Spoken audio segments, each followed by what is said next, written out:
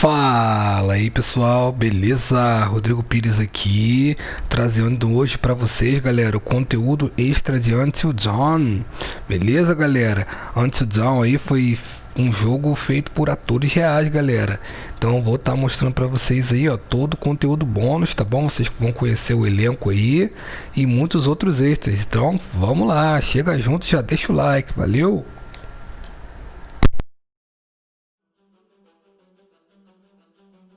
I am Hayden Panettiere, and we are here at the studio recording Until Dawn. My name is Rami Malek, and I played Josh. My name is Megan Martin. My name is Brett Dalton.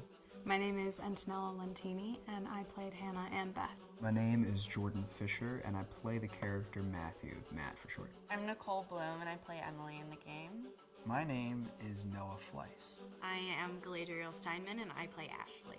So Until Dawn is the story of 8 teenagers who revisit this cabin in the woods about a year later after a really traumatic experience where I've lost 2 of my sisters, so coming to kind of get some closure in that respect.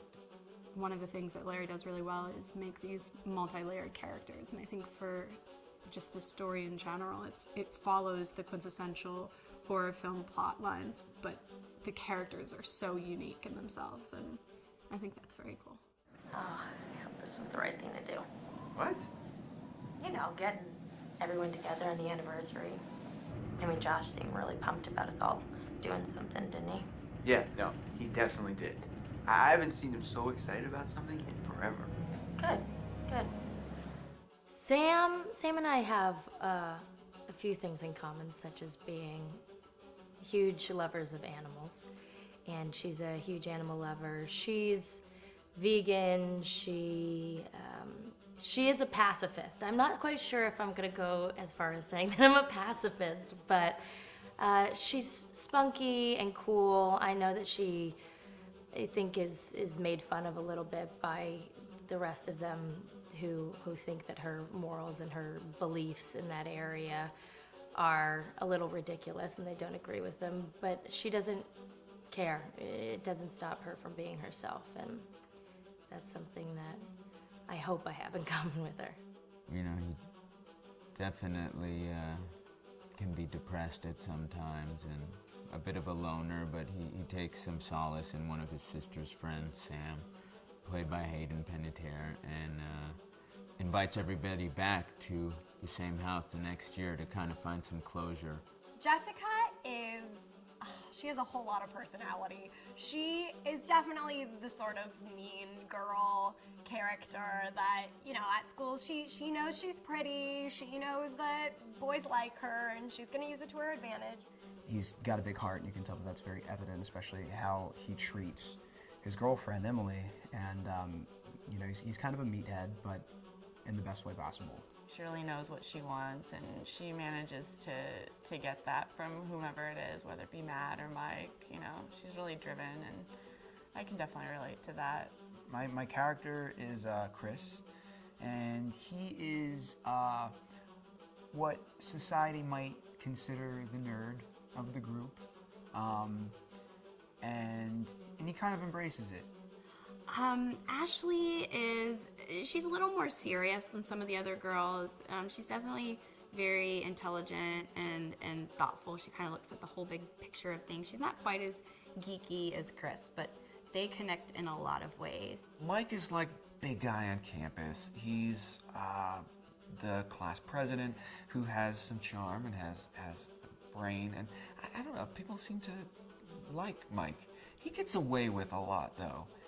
He can be kind of jerky. The fact that he really just kind of wants everyone to be happy, and he's a people pleaser, and that's I can definitely attest to being, you know, that guy. I'm always the friend that wants everybody to be happy and wants everybody to be taken care of, and that's definitely Matt.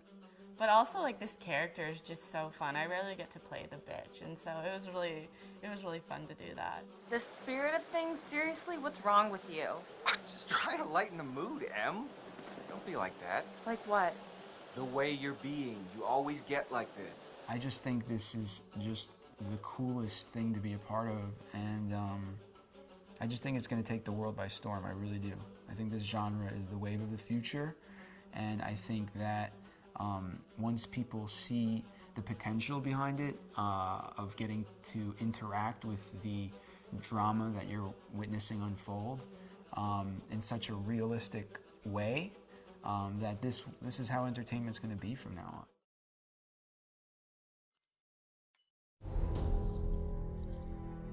Hi, this is Lee Robinson, production designer on Until Dawn.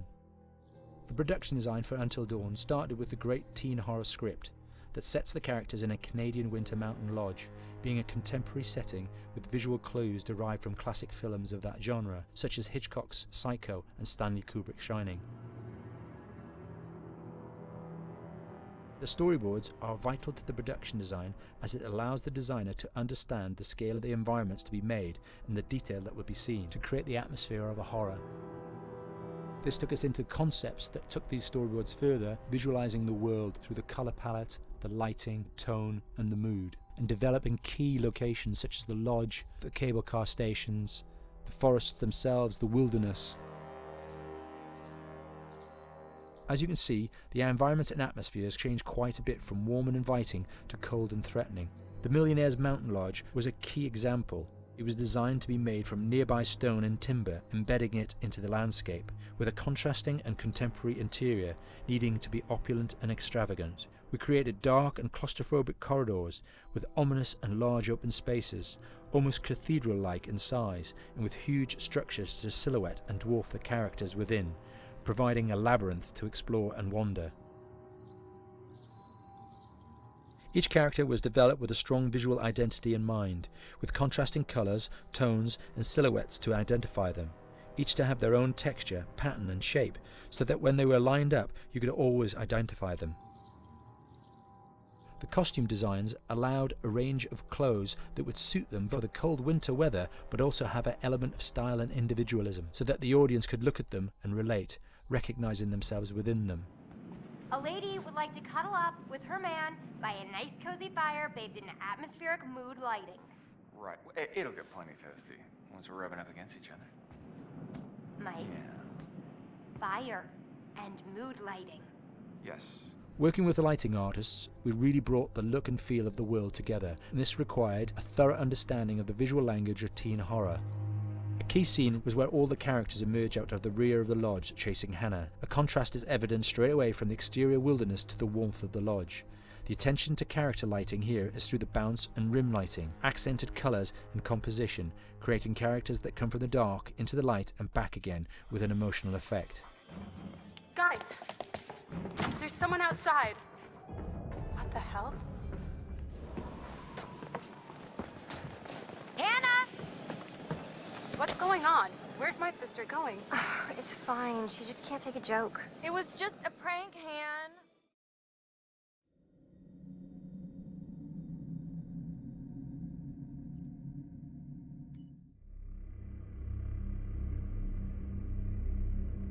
Until Dawn is a game that's full of horror, and one of the things we decided to do early on was to take a scientific approach to how scary it was. So we did experiments on people and we measured their responses to the game. We've created a test area. It's as close to a home setup as we can get it. We've recruited ordinary people to play the game and we've left them to play it on their own. You're turning the light off.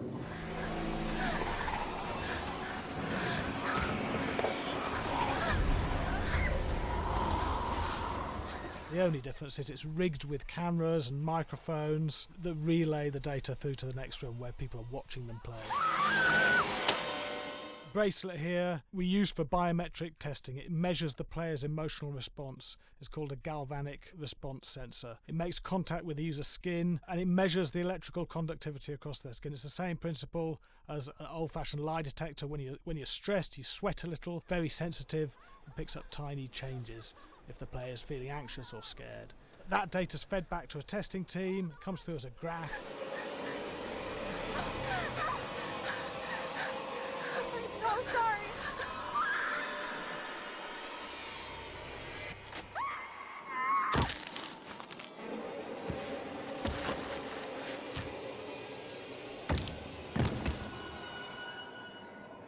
There's no point testing 1 or 2 people, you have to test a lot of people. And what's your step? When we have a scare that's consistently has a measurable emotional response, then we knew it was good. If it didn't have that, it goes back to the team for improvement. The data doesn't tell us what's wrong with the scare, it only tells us if it's working or not. Wait, okay, so you hear that too, right? Josh. Here we have a chapter relatively early in the game. Weirdly regular. Nothing regular about it. We have to create tension and anxiety in the player so they are ready to receive the scare.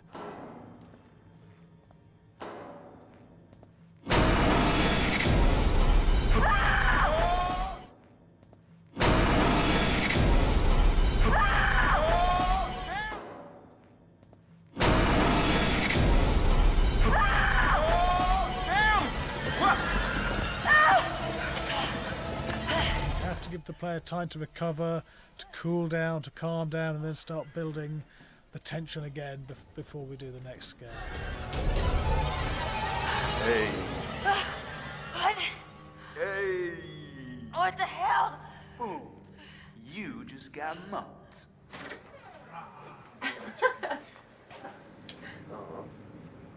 Yeah, I have such an adrenaline high when I get. There's 2 things we found. One is we could look at the scares, analyse if our expected scares were working effectively. Were people shrieking and covering their hands, or were they getting an emotional response from it? And being scientific about it means that we strip out people's opinions about whether things are working or not. We've got data, and we look at the data. If it's working, we're happy with it. Really scary.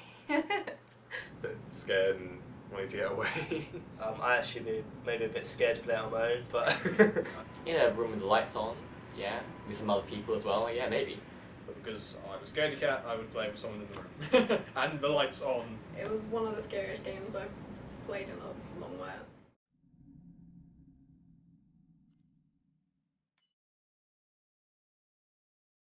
Hi, Larry. Hey, Graham. Hi, my name is Graham Resnick. I'm a filmmaker, writer, director, sound designer, and I started working with Larry Fessenden about 10, 15 years ago through my friend Ty West, who I grew up with, and have done a lot of sound design with on his films. And he was producing Ty's films at the time, and Ty introduced me to Larry. Larry produced my first feature, and we've written together on several projects. My name is Larry Fessenden. I'm a filmmaker. I run Glass Eye Pix, which is an independent production company out of New York. We make indie movies, a lot of scary movies as well. And I got a call to audition to write this video game. And I called my pal Graham Resnick because Graham is a gamer. And while I thought I could offer something to the idea of writing this multi-branching story, I knew that I would want Graham's expertise as a lover of gameplay, since I guess games were started. So and just as a lover. And as a lover, yes. Which is why there's so many sex jokes in the game. There was one Italian website that did say the Larry that's Fessenden and right. Graham Resnick, the 2 lovers behind Until Dawn. Come here. Maybe I know how to handle you too. I am definitely ready to be handled. So I wanted Graham by my side. Yeah, and we got the gig, and it's been an amazing ride. Oh, hell yeah. Oh my god, she's taking her shirt off. What? Oh my god. Matt, what are you doing here? Hannah. I'm sorry, Hannah. This all got Don't out of worry, hand, but... So in the game, the basic setup is that a year prior to the game's start, all these kids had gone up to a ski lodge that was owned by the parents of one of the kids, or a couple of the kids, and some of the teenagers played a prank on some of the other teenagers, and the terrible tragedy occurred when a few of them, 2 sisters, ran out into a blizzard, and were never seen from again.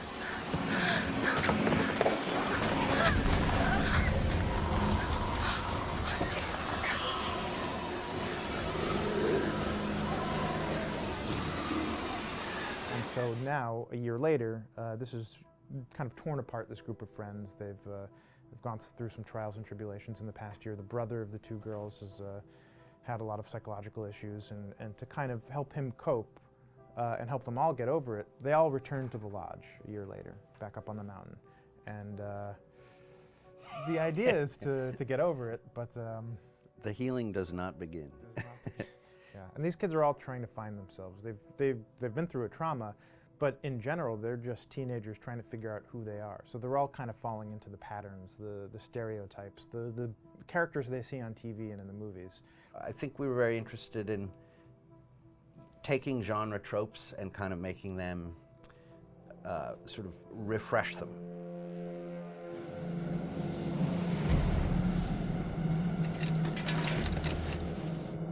Hey, did you see that?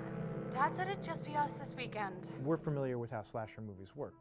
You know, most people have seen some horror movies, and we have established notions and preconceptions about the roles of the players in horror movies and how they talk and how they get killed and how they have sex. And to bring you into the game that way and then subvert a lot of those expectations was kind of our goal. They're haunted by some incident that happened in their past, which I think you pretty much figure out that that's going to have a role in their interaction. Yeah, so I think what was fun was we take some sort of stock characters and we try to give them some shape, but at least at the beginning they're recognizable in the way of groups of friends. There's, you know, the jock and the bitchy girl and the rivalries between everyone. And oh my gosh, and really fun characters too. Like we just had so much fun living in the minds of these characters through writing the script. What do you think? Jesus! You know, it was fun. I think we were looking to get that kind of banter that you see both in movies, but also that you absolutely have with friends, and sort of those inside jokes. And of course, as writers and as friends ourselves, we sort of developed little tracks, and we try to give the characters that kind of vibe.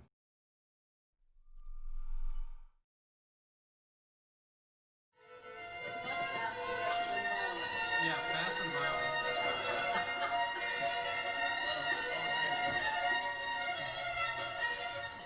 All right, from the top.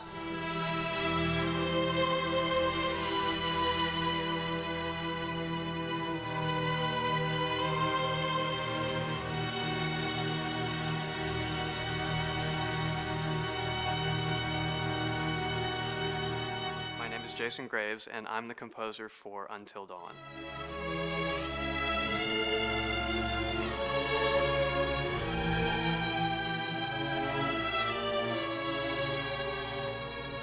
I've been involved with Until Dawn for about a year now. Originally, I was contacted by Barney Pratt, the audio director. I think that had something to do with my lineage of horror games, and hopefully not the fact that my last name is Graves, although a lot of people seem to associate my name with scary music.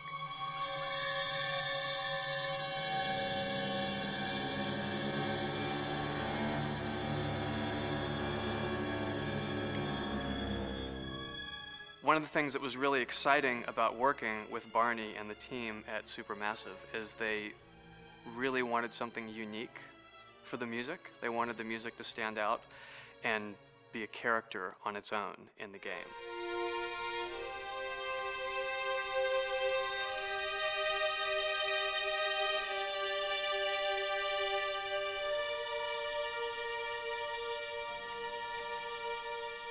When I'm first starting on a new score, and it doesn't matter if it's film, television, or games, I always end up going to the main theme. Sometimes the developer or producer isn't even necessarily interested in the main theme at the beginning. I just want to do it for myself, because for me, the main theme is the identity of the game. It establishes the mood, the atmosphere, and the character of the music, and how it's going to be playing in the background. And that's what we did with Until Dawn. That was actually my demo pitch to Supermassive Games. I put a main theme together, recorded all the instruments at my studio, and sent it to them. And they liked it. We actually ended up recording that exact theme, all the instruments and everything, live here at Ocean Way, probably 9 months ago. And that's what we've been using in all the demos for the game, and that's the final version of the theme that is the main theme that you'll hear on the menus and in some key pieces of gameplay.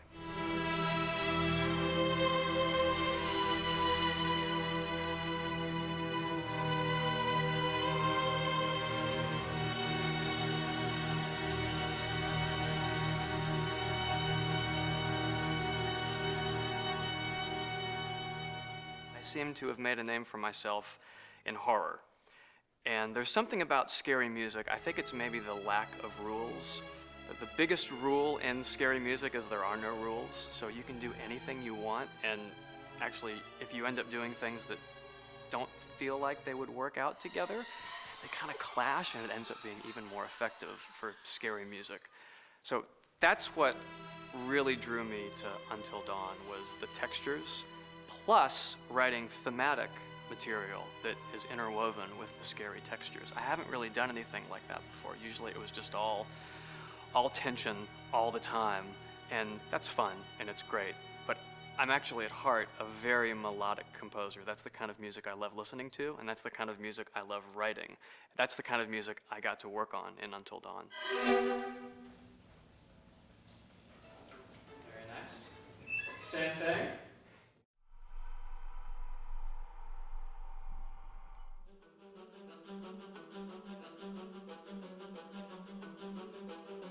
My name is Will Biles, Executive Creative Director of Until Dawn. The first part of getting a believable facial performance in-game is to capture, topographically, the actor's range of emotional expressions as separate versions of the same head. Every tiny nuance gets digitized and merged, effectively creating a model that can recreate every facial movement that the actor makes. Once the topography has been recorded, the actor's performance itself can be captured by using a predetermined set of marker points, drawn precisely on the face, and a high-def helmet cam, wirelessly linked to capture devices. The camera is the small box where it looks like the microphone should be. Outro Sam. Mark. It records in high def the movement of the dots throughout the performance that will drive the expressions captured earlier. Unlike other systems, this form of capture is far less lossy because there are fewer interpretations between performance captured and performance rendered finally in-game. The audio is also recorded via two separate lavalier mics attached to the helmet. It takes a while for the actors to acclimatize to carrying around the recording devices and the helmet cams, but very soon the shoot becomes similar to any other effects shoot or a green screen shoot. The actors in these scenes are only recording facial animation, but use cursory body movements for pacing.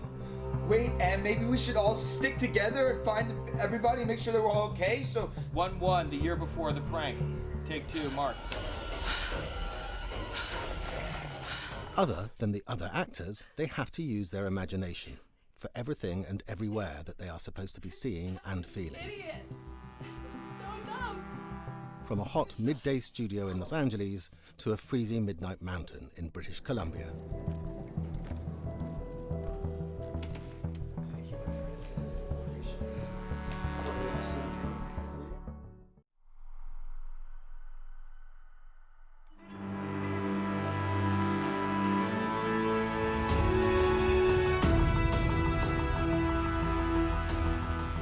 Until Dawn has a dynamic, ever-changing story, the facial performances and the body performances are recorded separately with different systems.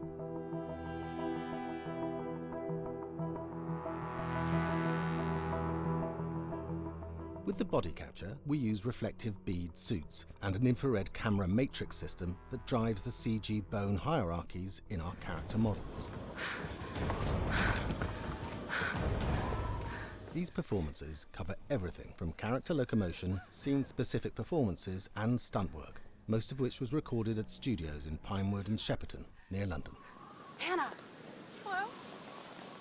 Combining all the elements seamlessly in the final game becomes a formidable editing and logistical task. Every variation, both physical and emotional, must be combined in these multi-edits. Scaffolding props have to stand in for the sets, because the hundreds of infrared cameras have to be able to see all of the reflective beads on the actor.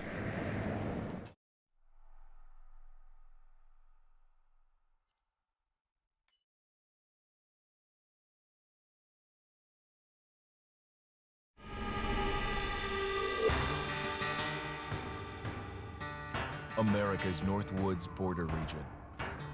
Within this land of 10,000 lakes and miles of dense timber, a hideous creature is believed to lurk. The North Woods is probably one of the last frontiers in America. There's still a lot of places in this area that hasn't been set foot by man. Monsters and mysteries exist here because it is remote. Up in the North Woods, winters are long. In times of biting cold and isolation, a devouring monster is believed to come forth. It's terrorized native people for generations. Growing up, I was told, like, don't go outside, the Wendigo will get you.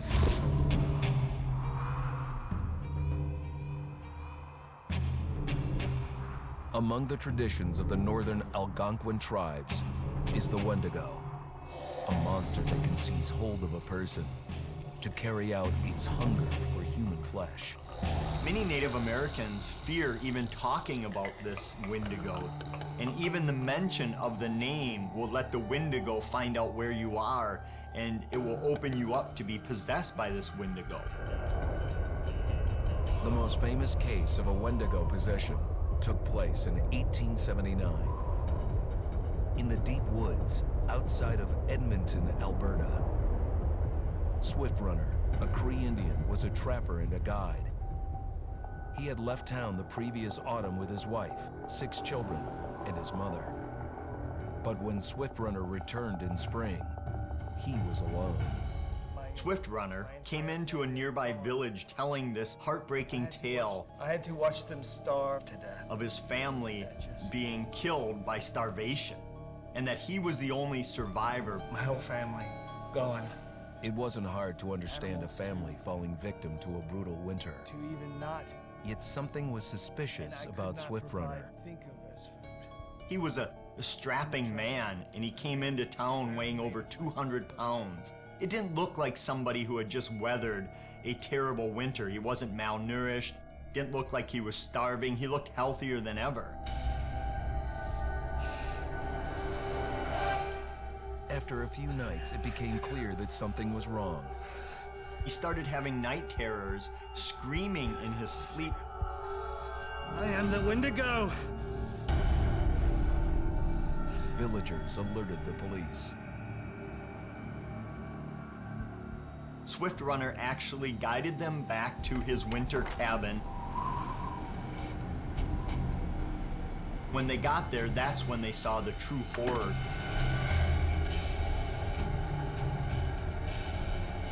Human skulls were scattered around, many bones, some of which had been snapped in half, and the marrow inside had been drained. They had never seen anything like it. Swift Runner had killed his entire family, shooting them, hitting them with an axe, strangling, and then eating most of their bodies.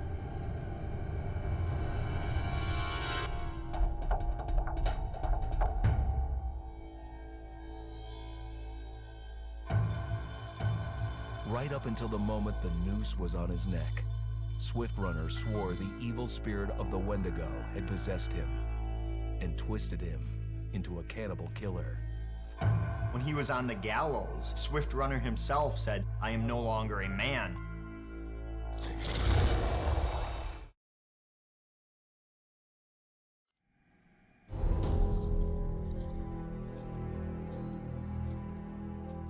Just move over there. Go on, move. Let me say what I came to say. I'm here to tell you what you're up against being back on this mountain. You should never have returned. I don't know why you did after what happened last year. You mean with Hannah and Beth? Yeah, how could you know without being involved? I don't take kindly to you kids coming up here to my mountain. Your mountain. The mountain don't belong to me, it's true. But it don't belong to the Washingtons. This mountain belongs to the Wendigo. Hi, this is Lee Robinson, production designer at Supermassive Games. Understanding the ancient myths of the Wendigo was key for their development that helped the visual look. Through sketches and concepts, these elements were visualized, such as eyes being milky, almost dead, with loss of lips and eyelids due to frostbite, fangs growing and arms and legs getting longer, with skin hardening and thickening to look snarling and menacing, yet withered and lean. What the hell was that? Another fucking piece of fingers and toenails extending like claws, allowing them to climb effortlessly. We made them look gaunt and weathered, and having ragged remains of clothes they wore. Blood-stained and rotten, with patches of hair still remaining, they retained strong skeletal limbs, which enable them to be agile and quick through the environment. Where are you? My name is Jamie Gallipo, Animation Director at Supermassive.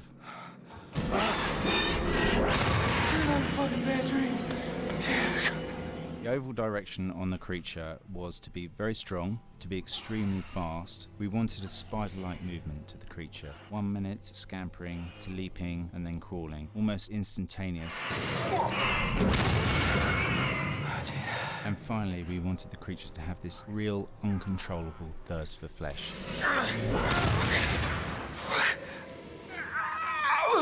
From a sound design perspective, the Wendigo is a real challenge. For the main vocalizations of the Wendigo, we used our own vocalizations, various different animals from the exotic to the farmyard, various plugins and processes to gel these sounds together and keep a human resonance behind that voice, telling the backstory of the Wendigo.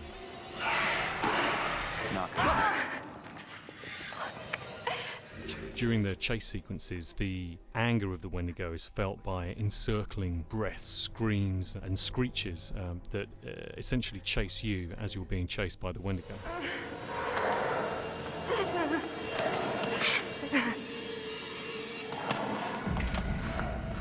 We would layer them up in a multitude of layers, sometimes 15, 20 sounds playing at the same time, to build up the vocalizations for this fearsome creature which is always in attack mode, hyperactive and chasing you throughout the game.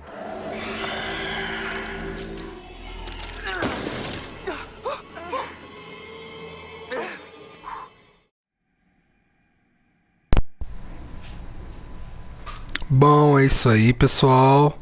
Espero que vocês tenham gostado aí do conteúdo extra. Bom, galera, se gostaram, deixa o like, comenta aí o que achou, galera. Se inscrevam no canal, compartilhem nas redes sociais, valeu, pessoal? E o link do curso Fórmula Negócio Online tá bem na descrição do vídeo, beleza, galera? Agora parte lá, dá uma olhada no curso, valeu? Fiquem todos com Deus aí e até a próxima, valeu!